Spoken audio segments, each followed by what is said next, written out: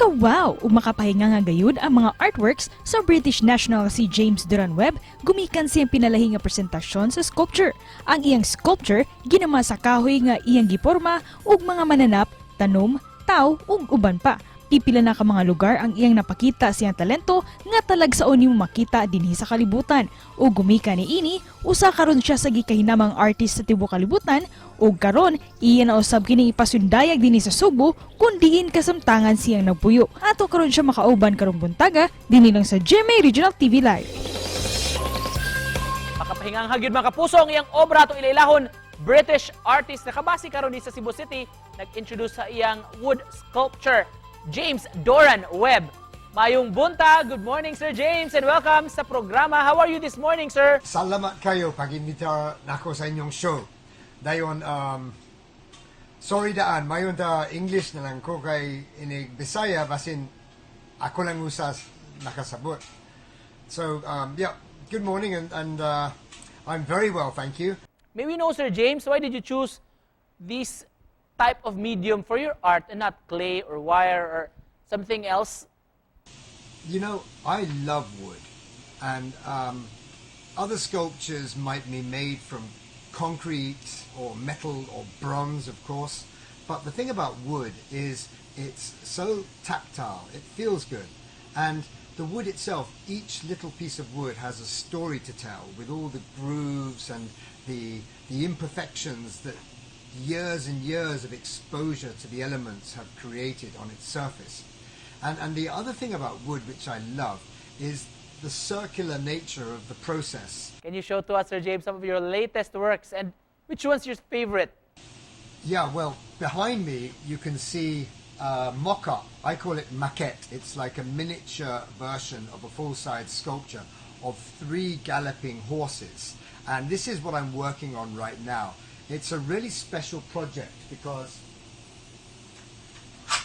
this is the first time I'm going to burn my horses. So what I do is when I finish making the horse, I'll then blowtorch it. I'll literally blowtorch it until the surface is completely black.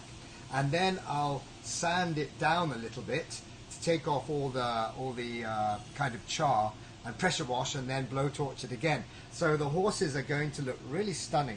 Of course, the 3 horses when they're finished are going to be much bigger than this. Sir James, what places have you visited to showcase your artworks and what was the initial reaction of the people? How did the people embrace your kind of art? Well, I've got a lot of work on public display. I have a sculpture of 3 Philippine eagles called Maganak in the lobby of the Aguila Theatre in Enchanted Kingdom up in Luzon. My biggest body of work is in Singapore in I think it's the #1 tourist destination there called Gardens by the Bay. Since you're from the UK, Sir James, and you migrated here in Cebu, what do you love about the Philippines and why did you introduce your art here in Cebu?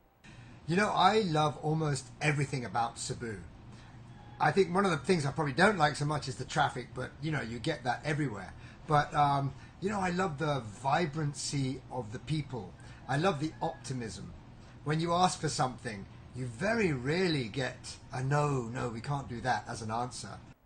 What fulfillment do you get, Sir James, from doing these driftwood sculptures? Yeah, I mean, sculpting really gives me great satisfaction and joy. I think anything, I've been using my hands all my life. I've been creating so many different things and pieces from antique reproduction to, you know, horses. But essentially, sculpting and any form of creative use of the hands and the mind is just such a wonderful pursuit. And sir, just to close this, may we ask for your message to all our Kapuso viewers?